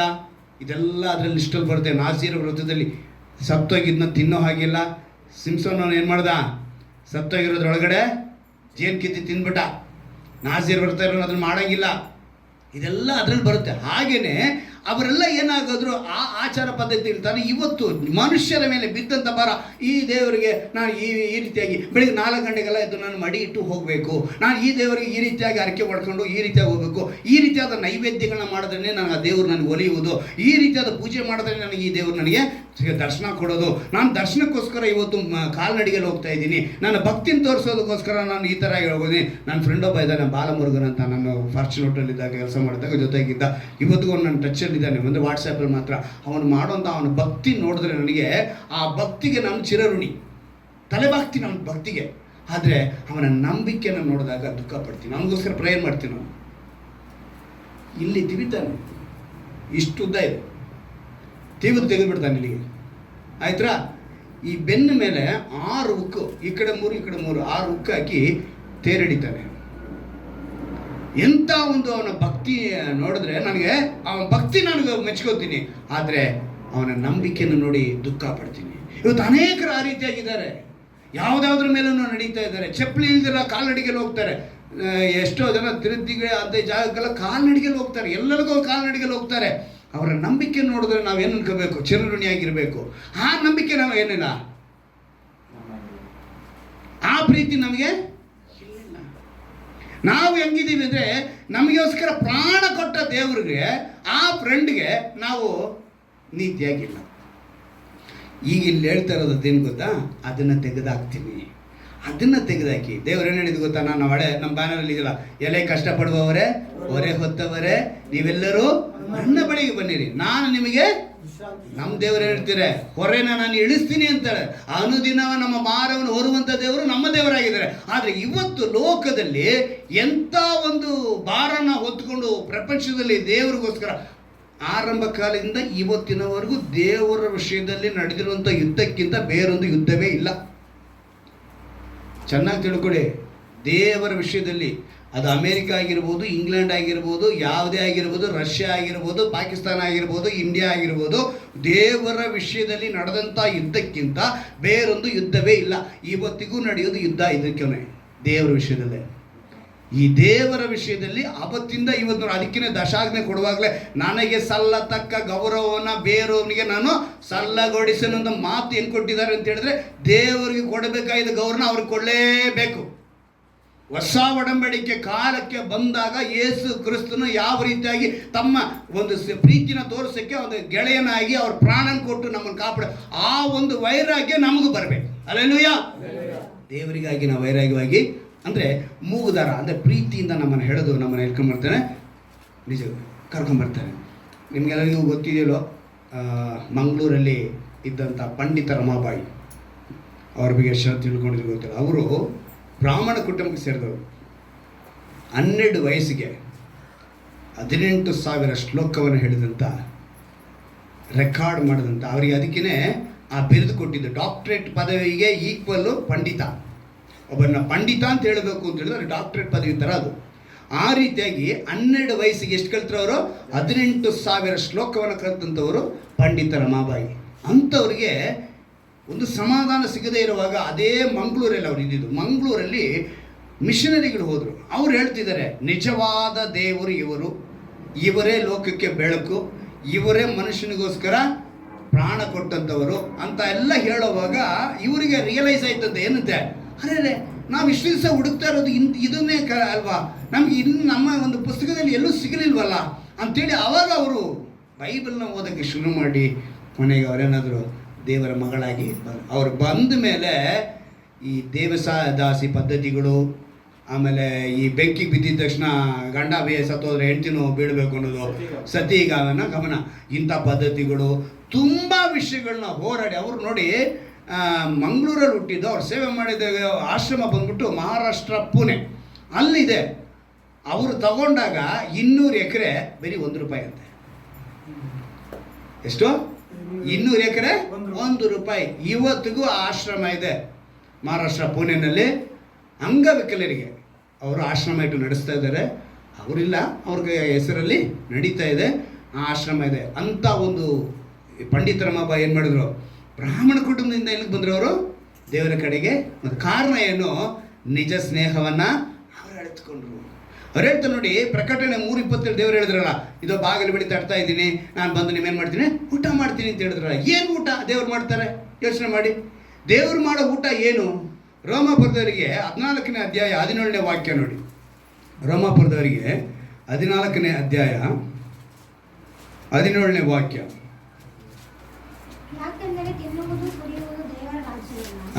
ಏನಂತೆ? ಈಗ ಚೆನ್ನಾಗಿ ಗಮನಿಸ್ಬೇಕು. ಈ ಪದನ ಎಲ್ಲೆಲ್ಲೋ ಹೋಲಿಕೆ ಮಾಡ್ಕೊತಾರೆ. ಯಾವಾಗ ಅದು ಗೊತ್ತಾಯ್ತು ನಾವು ಹೇಳೋದು? ಈ ಕ್ರಿಸ್ಮಸ್ ಟೈಮ್ಗಳೆಲ್ಲ ಇದನ್ನು ಹೇಳ್ಕೊಳ್ತಿರ್ತಾರೆ. ತಿನ್ನುವುದು ಕುಡಿಯುವುದು ಅಂತ ತಕ್ಷಣ ಕ್ರಿಸ್ಮಸ್ ಹಬ್ಬಕ್ಕೆ ಹೋಗ್ಬಿಡೋದು. ಆಮೇಲೆ ನ್ಯೂ ಇಯರ್ ಟೈಮ್ಗೆ ಹೋಗೋದು. ಇದೇನು ಕ್ರೈಸ್ತರ ಅಂತ ಅಲ್ಲಿ ಪ್ರಶ್ನೆ ಮಾಡ್ತಾರೆ. ಈ ಪ್ರಶ್ನೆ ಎಲ್ಲಿಗೆ ಬರಬೇಕು ಅಂತ ಇವಾಗ ಹೇಳ್ತೀನಿ, ತಿಳ್ಕೊಳ್ಳಿ. ಯಾಕೆಂದರೆ ತಿನ್ನುವುದು ಕುಡಿಯುವುದು ದೇವರ ರಾಜ್ಯವಲ್ಲ, ನೀತಿಯು ಸಮಾಧಾನವು ಪವಿತ್ರಾತ್ಮನಿಂದಾಗುವ ಆನಂದವೂ ಆಗಿದೆ.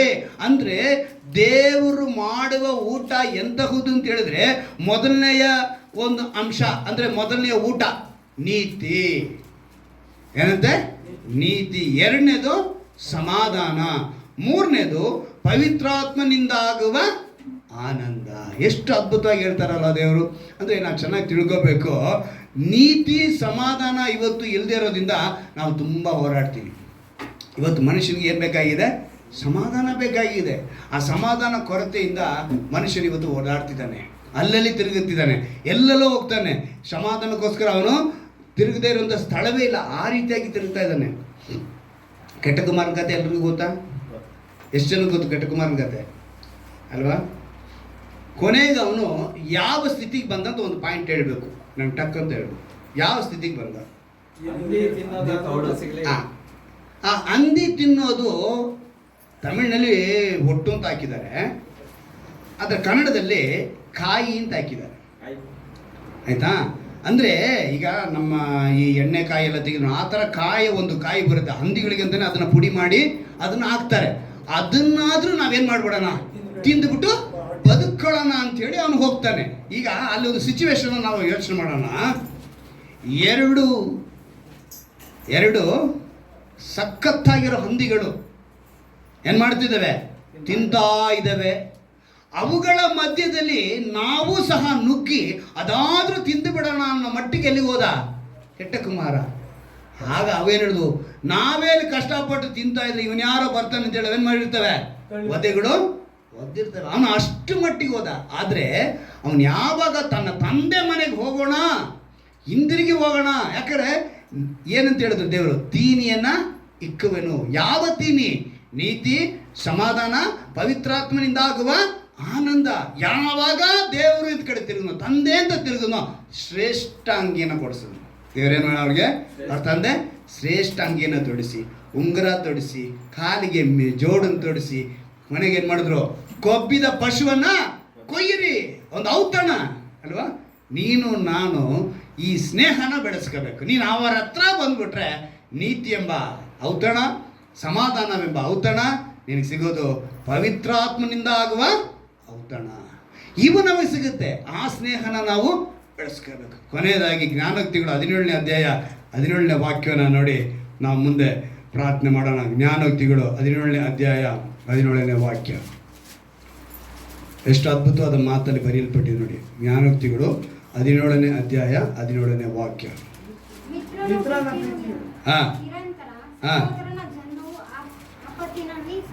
ನೋಡಿ, ಮಿತ್ರನ ಪ್ರೀತಿಯು ನಿರಂತರ, ಅಂದರೆ ಶಾಶ್ವತವಾಗಿರುತ್ತೆ ಅವ್ರ ಪ್ರೀತಿ. ಈ ಕ್ರಿಸ್ತನ ಪ್ರೀತಿ ಅವ್ರ ಫ್ರೆಂಡ್ ಆಗಿ ನಮ್ಗೆ ಬಂದರೆ ಹೆಂಗಿರ್ತಾರೆ ಅಂದರೆ ಶಾಶ್ವತವಾಗಿರ್ತಾರೆ, ಕೈ ಬಿಡುವುದಿಲ್ಲ, ತೊರೆಯುವುದಿಲ್ಲ ಅಂತ ಹೇಳ್ತಾರೆ. ಲೋಕದ ಪ್ರೀತಿಗಾಗಿ ಎಷ್ಟೋ ಕಾರ್ಯಗಳು ನಡೀತವೆ. ನಿಮ್ಗೆಲ್ರಿಗೂ ಗೊತ್ತು. ನಾವೆಲ್ಲ ಇವಾಗ ಇನ್ಸ್ಟಾಗ್ರಾಮು, ಫೇಸ್ಬುಕ್ಕು ಇದೆಲ್ಲ ಯೂಸ್ ಮಾಡೋದನ್ನ ನಿಮ್ಗೆ ಹೇಳ್ತೀನಿ. ನಮ್ಮ ಫೋಟೋನ ಒಬ್ರು ನೋಡ್ತಿದ್ದಂಗೆ ಒಬ್ರು ಆರ್ಟ್ ಮಾಡ್ತಾರೆ, ಗೊತ್ತಾ? ಈಗ ಅಲ್ಲ, ಅಲ್ಲೇ ನಿಂತ್ಕೊಂಡು 10 ನಿಮಿಷದಲ್ಲಿ ಏನು ಮಾಡ್ತಾರೆ, ಯಾರೋ ಏನೋ ಮಾಡ್ತಿರ್ತಾರೆ, ಇವರು ಇಲ್ಲಿ ನಿಂತ್ಕೊಂಡು ಇಲ್ಲಿ ಫೋಟೋ ಬರೆದ್ಬಿಟ್ಟು ತಗೊಂಡಾಗ ಅವ್ರು ಪೇಪರ್ ಕೊಡ್ತಾರೆ ಅಲ್ವಾ? ಇದು ಇವಾಗ ಬಂದಿದ್ದಲ್ಲ, 1970-75 ಇತ್ತು. ಆಯ್ತಾ? ಆ ರೀತಿಯಾಗಿ ಒಬ್ಬ ವ್ಯಕ್ತಿ, ಅವನ ಹೆಸರು ಬಂದ್ಬಿಟ್ಟು ಮಹಾನದಿನೋ ಏನೋ ಹೆಸರು, ಅವನ ಹೆಸರು ಮಹಾನಂದಿಯ ಅವನ ಹೆಸರು. ಅವನೇನು ಮಾಡ್ದ, ಈ ಥರ ಚಿತ್ರ ಬಿಡಿಸ್ತಾನೆ. ಅದೇ ಸಮಯಕ್ಕೆ ಯುರೋಪ್ ಒಂದು ಹುಡುಗಿ, ಯುರೋಪಿನ ದೇಶಕ್ಕೆ ಸೇರೋಂಥ ಒಂದು ಹುಡುಗಿ ಅಲ್ಲಿಗೆ ಬರ್ತಾರೆ. ಆಕೆ ಬಂದಿದ್ದ ತಕ್ಷಣ ಇವನು ಚಿತ್ರ ಬಿಡಿಸು ಅಂತ ಹೇಳಿದ್ರು. ಇವನು ಚಿತ್ರ ಬಿಡಿಸ್ತಾನೆ. ಚಿತ್ರ ಬಿಡಿಸ್ತಾ ನಮ್ಮ ಹುಡುಗ ಬಿದ್ದೋದ. ಎಲ್ಲಿ ಬಿದ್ದೋದ? ಲವ್ನಲ್ಲಿ ಬಿದ್ದೋದ. ಇವನು ಬಿದ್ದೋಗಿದ ತಕ್ಷಣ ಅಲ್ಲೇನಾಗೋಯ್ತು ಗೊತ್ತಾ? ಡೈರೆಕ್ಟಾಗಿ ಒಂದೇ ಮಾತಲ್ಲ, ಅಲ್ಲೇ ಚಿತ್ರ ಬಿಡಿಸ್ತಿದ್ದನು ಹಂಗೆ ಹೇಳ್ಬಿಟ್ಟ, ನಾನು ನಿನ್ನ ಪ್ರೀತಿ ಮಾಡ್ತಿದ್ದೀನಿ, ಮದುವೆ ಆಗಬೇಕು. ಆಕೆ ಹೇಳಿದ್ಲು, ಓಕೆ ರೈಟ್ ಅಂದು. ಹೇಳಿದವಳು ಮಾರನೇ ದಿವಸ ಫ್ಲೈಟ್ ಹತ್ತಿ ಅವರು UK ಹೋಗ್ಬಿಟ್ಟು. ಏನದು? ನಾನು ಸುಳ್ಳು ಹೇಳಲ್ಲ, ನೀವು ಯಾರಾದರೂ ಇದರಲ್ಲಿ ಹೋಗಿ ಗೂಗಲಲ್ಲಿ ಸರ್ಚ್ ಮಾಡಿದ್ರೆ ನಿಮ್ಗೆ ಅದು ಸಿಗುತ್ತೆ. ಸೊ ನಾನು ಬರೀ ಸ್ಕ್ರೀನ್ಶಾಟ್ ಮಾತಾಡ್ಕೊಂಡ್ಬಂದಿದ್ದೀನಿ. ಇದು ನಿಜವಾದ ನಡೆದಂಥ ಘಟನೆ. ಆಯ್ತಾ? ನೀವು ಆಮೇಲೆ ಬೇಕಾದ್ರೆ ಇದು ನೋಡ್ಕೋಬೋದು. ನಾನು ಸುಳ್ಳು ಹೇಳೋದಂಥ ಒಂದು ಕಥೆ ಅಲ್ಲ, ಇದು ನಿಜವಾಗಿ ನಡೆದಂಥ ಘಟನೆ. 1975 BBC ನ್ಯೂಸ್ ಅವರ ಆರ್ಟಿಕಲ್, ನಾನು ಅದು ಓದಿದ್ದೆ, ಜ್ಞಾಪಕ ಬಂತದು ನಾನು ಈ ಬೈಬಲ್ ಓದ್ಬೇಕಾರೆ ಅದನ್ನು ಅದಕ್ಕೆ ಸ್ಕ್ರೀನ್ ಶಾಟ್ ಇಡ್ತೀನಿ, ಯಾಕಂದರೆ ಗೂಗಲ್ ಸರ್ಚ್ ಮಾಡಿದ್ರೆ ಎಲ್ಲ ಸಿಗುತ್ತೆ. ಅವನೇನು ಮಾಡ್ದ, ಸೀದಾ ಮನೆಗೆ ಬಂದ, ಅಮ್ಮನ ಹತ್ರ ಹೇಳ್ತಾನೆ, ಅಮ್ಮ ನಾನು ಈ ಥರ ಒಂದು ಹುಡುಗಿನ ಪ್ರೀತಿ ಮಾಡಿಬಿಟ್ಟಿದ್ದೀನಿ, ನಾನು ಈಗಲೇ ಏನು ಮಾಡಬೇಕು, ಮದುವೆಗೆ ಆಗಬೇಕು. ಸರಿ ಆಗು ಅಂದರು. ಎಲ್ಲಿ ಹೋಗ್ತೀಯಾ, ಎಲ್ಲಿ ಯಾವ ಊರು ಅಂತ ಕೇಳಿ, ಅವರು UK ಅನ್ನೋದೇನು ಪಕ್ಕದಲ್ಲ ಇದೆ. ಇವನಿರೋದು ಎಲ್ಲಿ ಗೊತ್ತಾ, ಡೆಲ್ಲಿನಲ್ಲಿ ಅವನು ಆರ್ಟ್ ಮಾಡಿದ್ದು. ಅವನು ಸ್ವಂತ ಊರು ಒಡಿಸ್ಸಾ, ಆದರೆ ಅವನು ಡೆಲ್ಲಿನಲ್ಲಿ ಕೆಲಸ ಅವನು ಏನಾದ್ರು ಅವ್ನು ಬದುಕತ್ತಾರೆ ಆರ್ಟ್ ಮಾಡೋದು. ಅಲ್ಲಿ ನೋಡಿದ್ದು, ಅಲ್ಲಿ ಹೇಳಿದ್ದು. ಇವಾಗ ಏನು ಮಾಡ್ದ, ಇಲ್ಲಿಂದ ಅದು ಎಂದ್ರಲ್ಲಿ ಹೋಗ್ತೀನಿ ಅಂತವನೇ, ಸೈಕಲ್ನಲ್ಲಿ. ಇಲ್ಲಿ ಬರೆದಿದೆ, ಸೈಕಲ್ನಲ್ಲಿ ಅವನು ಹೋಗಿದ್ದು ಎಲ್ಲಿಗೆ, UKಗೆ. ಅದಕ್ಕೆ ರೂಟ್ ಕೂಡ ಎಲ್ಲ ಹಾಕಿದ್ದಾರೆ, ಏನೋ ಅಫ್ಘಾನಿಸ್ತಾನ, ಪಾಕಿಸ್ತಾನ, ಅಫ್ಘಾನಿಸ್ತಾನ ಹಂಗೆ ಹೋಗಿ ಅದಕ್ಕೆ ರೂಟ್ ಹೋಗಿದೆ. ಬಹಳ ತಿಂಗಳುಗಟ್ಟಲೆ ಅವನು ಪ್ರಯಾಣ ಬೆಳೆಸಿ ಆಕೆ ನೋಡೇ ಬಿಟ್ಟ. ಏನಂದರೆ ದಾರಿ ಉದ್ದಕ್ಕೂ ಇವನು ಒಂದು ದಿವಸಕ್ಕೆ ಒಂದು 72 ಕಿಲೋಮೀಟ್ರು 75 ಕಿಲೋಮೀಟ್ರು ಹೋಗೋದು, ನಿಲ್ಲಿಸ್ಕೊಳ್ಳೋದು, ಒಂದು ಚಿತ್ರ ಬಿಡಿಸಿ ಅಲ್ಲಿ ಕಾಸು ಸಂಪಾದನೆ ಮಾಡಿ ತನ್ನ ಹೊಟ್ಟೆ ತುಂಬಿಸ್ಕೊಳ್ಳೋದು, ಮತ್ತೆ ಸೈಕಲ್ನಲ್ಲಿ ಪ್ರಯಾಣ ಬೆಳೆಸೋದು. ಹೀಗೆ ತಿಂಗಳಾನುಗಟ್ಟಲೆ ಪ್ರಯಾಣ ಮಾಡಿ ಏನು ಮಾಡ್ದ, ಕೊನೆಗೆ ಗುರಿ ಮುಟ್ಟದ, ಆಕೆನ ನೋಡ್ದ, ಮದುವೆ ಆದ, ಮಕ್ಕಳು ಆಯಿತು. ಅದು ಆರ್ಟಿಕಲಲ್ಲಿ ಬಂದೈತೆ. ಈಗ ನಮ್ಮ ಯಮನಸ್ತ್ರಲ್ಲ, ಯಾರು ಸೈಕಲ್ ಕೇಳಬೇಡಿ, ಏನಕ್ಕೆ ಹಾಂ? ಈಗ ನಾನು ಹೇಳಿದ್ದು ನೀವು ಸೈಕಲ್ ತೊಗೊಂಡು ಈ ಕೆಲಸ ಮಾಡಿ ಅಂತ ಹೇಳಿಲ್ಲ. ಅಂದರೆ ಲೋಕದಲ್ಲಿ ಒಬ್ಬ ತನ್ನ ಹುಡುಗಿಗಾಗಿ ಪ್ರೀತಿ ಮಾಡೋದಕ್ಕೆ ಏನೆಲ್ಲ ಮಾಡ್ದ ಅಂತ ಹೇಳ್ತೀನಿ. ಯಾಕಂದರೆ ಇವತ್ತು ಯೌವನಸ್ಥರಿಗೆ ಇದೊಂದು ಒಂಥರ ರೋಗ ಅಂಟ್ಕೊಂಡಾಗ ಆಗ್ಬಿಡುತ್ತೆ. ಕೆಲವ್ರಿಗೆಲ್ಲ ಮಾಡಿಲ್ಲ ಅಂದರೆ ನಮ್ಮನ್ನು ಏನೋ ಅನ್ಕೊತಾರೆ, ಗರ್ಲ್ ಫ್ರೆಂಡ್ ಇಲ್ಲ ಅಂದರೆ, ಬಾಯ್ ಫ್ರೆಂಡ್ ಇಲ್ಲ ಅಂದರೆ ಏನೋ ಅನ್ಕೊತಾರೆ ಅನ್ನೋ ಮಟ್ಟಿಗೆ ಇವತ್ತು ಸಮಾಜ ಅವ್ರನ್ನ ಮಾಡುತ್ತೆ. ಯಾವುದೇ ಸೀರಿಯಲ್ ನೋಡಿದ್ರು 2 ಹೆಂಡ್ತಿರೋ ಸೀರಿಯಲ್ ತೋರಿಸ್ತಾ ಇರ್ತಾರೆ, ಯಾವುದು ಒಂದಲ್ಲ 2 ಲವರ್ ಇರೋದು ತೋರಿಸ್ತಾರೆ. ಚೇರ್ ಮೇಲೆ ಕುತ್ಕೊಂಡಿರ್ತಾನೆ, ಈ ಲವರ್ ಹತ್ರ ಮಾತಾಡ್ತಾನೆ, ಈ ಕಡೆ ಕೈ ಹಾಕ್ಬಿಟ್ಟು ಇನ್ನೊಂದು ಹುಡುಗಿ ಕೈ ಹಿಡ್ಕೊಂಡಿರ್ತಾನೆ. ಇದು ಫೋಟೋಗಳೆಲ್ಲ ಬರ್ತಾ ಇರ್ತವೆ ಎಲ್ಲಿ, ಇನ್ಸ್ಟಾಗ್ರಾಮ್ಗಳಲ್ಲಿ. ಈ ಹುಡುಗಿ ಜೊತೆ ಮಾತಾಡ್ತಾ ಇರ್ತಾನೆ, ಚೇರ್ ಮೇಲೆ ಕೈ ಹಾಕಿರ್ತಾನೆ, ಆ ಕಡೆ ಕೈ ಕೊಡ್ಬಿಟ್ಟು ಆ ಹುಡುಗಿ ಕೈ ಹಿಡ್ಕೊಂಡಿರ್ತಾನೆ. ಇದು ಯಾರು ಅಂದರೆ ಜೊತೆಗಿರೋ ಫ್ರೆಂಡೇ, ಅವಳು ಫ್ರೆಂಡೇ, ಇವಳು ಫ್ರೆಂಡೇ, ಅವನು ಫ್ರೆಂಡೇ, ಇವನು ಫ್ರೆಂಡೇ. ಇದು ಪ್ರಪಂಚ ಇವತ್ತು, ಸಮಾಜ.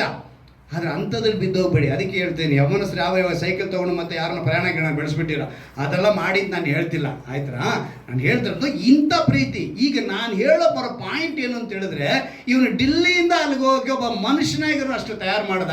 ಆದರೆ ನನ್ನ ದೇವರು, ನಾವು ಆರಾಧಿಸುವಂಥ ದೇವರು, ನಾನು ಪ್ರಕಟಿಸುವಂಥ ಯೇಸು ಕ್ರಿಸ್ತನು ಆ ಮಹಿಮೆಯ ಸಿಂಹಾಸನವನ್ನು ಬಿಟ್ಟು ಬಂದರು. ಹಲ್ಲೆಲೂಯಾ! ಅವ್ರು ಏನ ಬಿಟ್ಟು ಬಂದರು?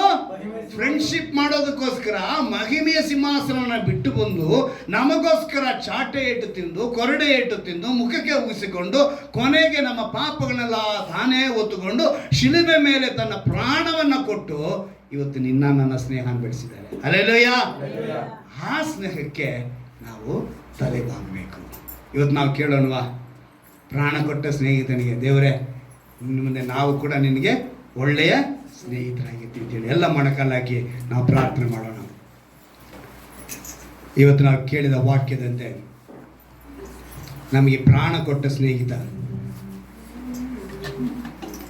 A friend who give is life. ಇಂಗ್ಲೀಷ್ನಲ್ಲಿ ಎಷ್ಟು ಚೆನ್ನಾಗಿದೆ ನೋಡಿ, ಲೈಫ್ ಎಂಬ ಪದ. ಲೈಫ್ ಅಂದರೆ ಬದುಕು ಅಂತ ಅನ್ಕೊಂತೀವಿ, ಆದರೆ ಪ್ರಾಣವನ್ನೇ ಈ ಮನುಷ್ಯನಿಗೋಸ್ಕರ ಎಷ್ಟು ಅದ್ಭುತವಾಗಿ ದೇವರು ಕೊಟ್ಟಿದ್ದಾರೆ. ನಾವು ಆತನಲ್ಲಿ ನೆಲೆಗೊಂಡವರಾಗಿರಬೇಕು, ವಾಕ್ಯದಲ್ಲಿ ನೆಲೆಗೊಂಡವರಾಗಿರಬೇಕು. ತಂದೆ ನನ್ನನ್ನು ಪ್ರೀತಿಸಿದ ಹಾಗೆ ನಾನು ನಿಮ್ಮನ್ನು ಪ್ರೀತಿಸಿದ್ದೇನೆ ಅಂತ ಹೇಳ್ತಾರೆ. ನನ್ನ ಪ್ರೀತಿಯಲ್ಲಿ ನೆಲೆಗೊಂಡಿರಿ. ಆ ಪ್ರೀತಿಯಲ್ಲಿ ನೆಲೆಗೊಳ್ಳುವುದಕ್ಕೆ ತಂದೆಯ ಆಜ್ಞೆಗಳನ್ನು ಆತನು ಕೈಗೊಂಡು ನಡೆದು ಆತನ ಪ್ರೀತಿಯಲ್ಲಿ ನೆಲೆಗೊಂಡಿರುವ ಮೇರೆಗೆ ನೀವು ನನ್ನ ಆಜ್ಞೆಗಳನ್ನು ಕೈಗೊಂಡು ನಡೆದರೆ ನನ್ನ ಪ್ರೀತಿಯಲ್ಲಿ ನೆಲೆಗೊಂಡಿರುವಿರಿ. ಏನು ಆಜ್ಞೆ? ನಿನ್ನಂತೆಯೇ ನಿನ್ನ ನೆರೆಯವನನ್ನು ಪ್ರೀತಿಸು. ಒಂದೇ ಮಾತಿನಲ್ಲಿ ಧರ್ಮಶಾಸ್ತ್ರವೆಲ್ಲ ಅಡಕವಾಗಿದೆ. ಆ ಪ್ರೀತಿಯಾಗಿರುವಂಥ ದೇವರು ನಿನಗಾಗಿ ನನಗಾಗಿ ಪ್ರಾಣವನ್ನೇ ಕೊಟ್ಟಿದ್ದಾರೆ. ನಾನು ನಿಮ್ಮನ್ನು ಪ್ರೀತಿಸಿದ ಮೇರೆಗೆ ನೀವು ಒಬ್ಬರನ್ನೊಬ್ಬರು ಪ್ರೀತಿಸಬೇಕೆಂಬುದೇ ನನ್ನ ಕೊಡುವ ಆಜ್ಞೆಯಾಗಿದೆ ಅಂತ ಹೇಳ್ತಾರೆ. ಒಬ್ಬರನ್ನೊಬ್ಬರನ್ನ ಪ್ರೀತಿ ಮಾಡಬೇಕು. ಒಂದು ಒಳ್ಳೆಯ ವಾಗ್ದಾನದೊಂದಿಗೆ ಈ ತಿಂಗಳು ಪೂರ್ತಿಯಾಗಿ ನಮ್ಮನ್ನು ನಡೆಸಿಕೊಂಡು ಬಂದಿದ್ದಾರೆ. ಧರ್ಮಶಾಸ್ತ್ರವನ್ನ ಹೇಗೆ ನಾವು ನೆರವೇರಿಸಬಹುದು, ಆ ಮಾತು ಒಂದೇ ಒಂದು ಮಾತಿನ ಅಡಕವಾಗಿದೆ. ಆ ಅಡಕವಾಗಿರುವ ಮಾತು ಯಾವುದು ಅಂತ ಹೇಳಿದ್ರೆ ಪ್ರೀತಿಸು. ಆ ಪ್ರೀತಿಯುಳ್ಳ ದೇವರು ಹೇಳ್ತಿದ್ದಾರೆ, ಪ್ರಾಣವನ್ನೇ ಸ್ನೇಹಿತರಿಗೋಸ್ಕರ ಕೊಡುವ ಪ್ರೀತಿಗಿಂತ ಹೆಚ್ಚಿನ ಪ್ರೀತಿ ಯಾವುದೂ ಇಲ್ಲ. ನಿನಗಾಗಿ ನನಗಾಗಿ ಈ ಲೋಕದಲ್ಲಿರುವ ಪ್ರತಿಯೊಬ್ಬ ಮನುಷ್ಯನನ್ನ ತನ್ನ ಸ್ನೇಹಿತನಾಗಿ ಮಾಡಿಕೊಳ್ಳಬೇಕೆಂದೇಳಿ ತನ್ನ ಪ್ರಾಣವನ್ನೇ ಕೊಟ್ಟಿರುವಂತ ದೇವರು. ಆದ್ರೆ ನೀನು ನಾನು ಅದನ್ನು ತಿಳಿದಿದ್ದೀವಿ. ತಿಳಿದ ಮೇಲೆ ಕೂಡ ಆ ಸ್ನೇಹಿತನಿಗೋಸ್ಕರ ಬದುಕ್ತಾ ಇದ್ದೀವ? ಇವತ್ತು ನೀನು ಪರೀಕ್ಷೆ ಮಾಡಿಕೊ. ನಿನಗಾಗಿ ಜೀವ ಕೊಟ್ಟಂತ ಆ ಸ್ನೇಹಿತನಿಗೋಸ್ಕರ, ಆ ಗೆಳೆಯನಿಗೋಸ್ಕರ, ಓ ಸಹೋದರನೇ, ಇವತ್ತು ನೀನು ಒಳ್ಳೆಯ ಗೆಳೆಯನಾಗಿದ್ಯಾ? ಓ ಸಹೋದರಿಯೇ, ಇವತ್ತು ನೀನು ಒಳ್ಳೆಯ ಗೆಳತಿಯಾಗಿದ್ಯಾ? ವಾಕ್ಯವನ್ನು ಕೇಳುವಂತ, ಈ ಸಂದೇಶವನ್ನು ಕೇಳುವಂತ ಪ್ರತಿಯೊಬ್ಬರಲ್ಲಿ ದೇವರ ಮಾತು ಪ್ರಶ್ನೆ: ನೀನು ನನ್ನ ಒಳ್ಳೆಯ ಗೆಳೆಯನ? ನೀನು ನನ್ನ ಒಳ್ಳೆಯ ಗೆಳತಿಯ? ನೀನು ಒಳ್ಳೆಯ ಗೆಳೆಯನಾಗಿದ್ದರೆ ನೀನು ಆತನ ಆಜ್ಞೆಗಳನ್ನು ಕೈಕೊಂಡು ನಡೆಯುವನಾಗಿರ್ತಿ. ಆ ದ್ರಾಕ್ಷ ಬಳ್ಳಿಯಲ್ಲಿ ನೆಲೆಗೊಂಡವರಾಗಿರ್ತಿ. ಆ ದ್ರಾಕ್ಷ ಬಳ್ಳಿ ಎಂಬ ವಾಕ್ಯದಲ್ಲಿ ನೆಲೆಗೊಂಡವರಾಗಿರ್ತೀರಿ. ನೀವು ಆ ವಾಕ್ಯದಲ್ಲಿ ನೆಲೆಗೊಂಡು ಹೋದರೆ ಏನು ಬೇಡಿಕೊಂಡ್ರು ದೇವರು ಅದನ್ನು ನೆರವೇರಿಸಿಕೊಡ್ತಾರೆ. ತಂದೆಯಾದ ದೇವರು ನೆರವೇರಿಸಿಕೊಡ್ತೀನಿ ಅಂತಾರೆ. ನಿಮ್ಮ ಕೊಟ್ಟ ಆಜ್ಞೆಗಳಿಗೆ ಸರಿಯಾಗಿ ನೀವು ನಡೆದರೆ ನೀವು ನನ್ನ ಸ್ನೇಹಿತರನ್ನು ಮಾತು ಕೊಟ್ಟಿದ್ದಾರೆ. ಮಾತು ತಪ್ಪದ ದೇವರು ವಾಗ್ದಾನ ಮಾಡಿದ ಆತನು ನಂಬಿಗಸ್ತನಾಗಿದ್ದಾನೆ. ಆತನು ನಿನ್ನ ನನ್ನ ಸ್ನೇಹವನ್ನು ಬಯಸಿ ತನ್ನ ಪ್ರಾಣವನ್ನೇ ಕೊಟ್ಟು ಮಹಿಮೆಯ ಸಿಂಹಾಸನವನ್ನು ಬಿಟ್ಟು ಇಲ್ಲಿಗೆ ಬಂದಿದ್ದಾರೆ. ವಾಕ್ಯವಾಗಿರುವ ದೇವರ ಬಳಿ ನಿನ್ನ ಸ್ನೇಹವನ್ನು ಬೆಳೆಸು. ವಾಕ್ಯದೊಂದಿಗೆ ನೀವು ಬದುಕು. ದೇವರೇ, ನಾವು ಇದಕ್ಕಾಗಿ ಬದುಕುತ್ತೇವೆ ಅಂತೇಳಿ ಯಾರ್ಯಾರು ಒಪ್ಪಿಸಿಕೊಡುತ್ತಾರೋ ಅವರೆಲ್ಲರನ್ನು ಕೂಡ ಕರ್ತನೆ ಈ ದಿವಸ ಕರ್ತನೆ ಒಂದು ಒಳ್ಳೆಯ ಸ್ನೇಹ ಪ್ರತಿಯೊಬ್ಬರಿಗೆ ಯೇಸುವಿನ ನಾಮದಲ್ಲಿ ಉಂಟಾಗಲಿ ಪ್ರಾರ್ಥಿಸುತ್ತೇನೆ. ಯಾವ ಸಮಯದಲ್ಲಿ ಯಾವ ಗಳಿಗೆಯಲ್ಲಿ ಕೇಳಿದ್ರು ಕೂಡ ಕರ್ತನೆ ನೀನು ಅವರಿಗೆ ಒಳ್ಳೆಯ ಗೆಳೆಯನಾಗಿದ್ಯಾ, ಒಳ್ಳೆಯ ಸ್ನೇಹಿತನಾಗಿದ್ಯಪ್ಪ. ಎಸೆಯ ಪ್ರತಿಯೊಬ್ಬರಿಗೂ ಕರ್ತನೆ ಗೆಳತಿಯಾಗಿ ಗೆಳೆಯನಾಗಿ ನೀನು ಇರುವುದಕ್ಕಾಗಿ ಸ್ತೋತ್ರ ರಾಜ. ನಾವು ಅದರಲ್ಲಿ ಬದುಕುವಂತೆ ಕೃಪೆ ಮಾಡಿಕೊಳ್ಳಿ. ನಮ್ಮ ರಕ್ಷಕನು ವಿಮೋಚಕನಾಗಿರುವ ಯೇಸು ಕ್ರಿಸ್ತನ ನಾಮದಲ್ಲಿ ಪ್ರಾರ್ಥಿಸಿ ಬೇಡಿ ಒಂದು ನನ್ನ ಜೀವನ ತಂದೆಯೇ. ಆಮೆನ್. ಹಲ್ಲೆಲೂಯಾ.